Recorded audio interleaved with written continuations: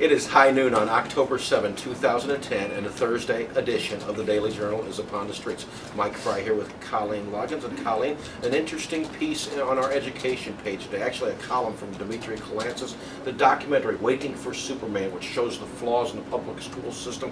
That is the main feature on that education page today.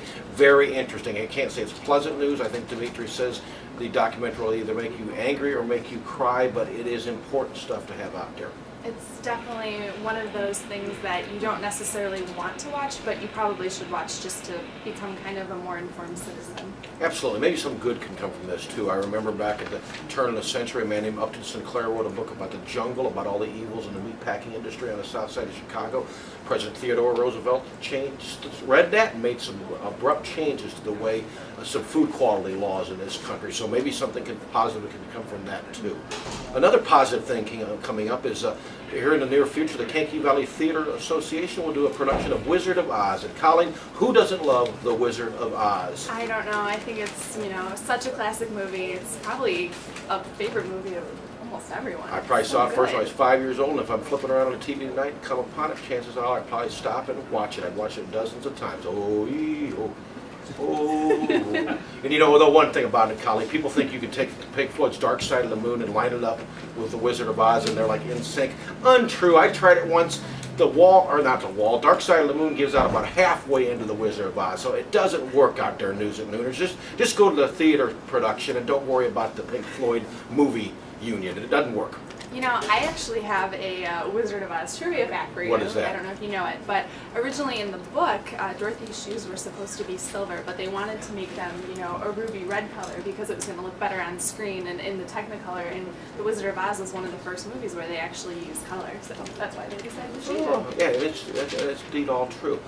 Speaking of colors, waiting for those leaves to turn colors out there. Might be waiting a little longer, as I hear the 80s is not too far away, like maybe this weekend. Let's find out right now. Hi, this is Dennis Yanka with the weather today. I want to get right to the weather because I've got more to talk about today. You can see I'm in a library. Today's high is going to be 78, and it just gets better from there. The low tonight is 46. Tomorrow, Friday, you're going to see temperatures in the 80s, and more of that on Saturday. So enjoy this October weather. So why am I in the library? Well, I thought I'd get some books on meteorology, but what I found was this book's about what the Simpsons taught us about science. And then I found this. The library is going to host a guy named Mike Leonard. He's the author of their One Book, One Community program. His book is about an RV trip he took with his parents. I took an RV trip myself. I wonder if I can learn anything from this. So I'll be thinking about this, and you get back to the newsroom. Thanks. Mike, we're back, and it is Thursday, so I'm sure you know what that means. Yes, it's Mike's mailbag time.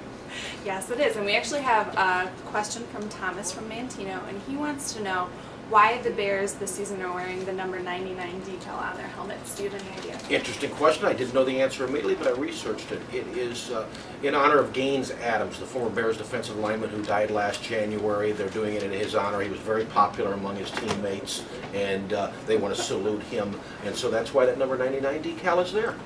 Do you know if they're going to do it for the entire year? My understanding is they'll be on there all year long, right through the Super Bowl. Good to know. Good to know, huh?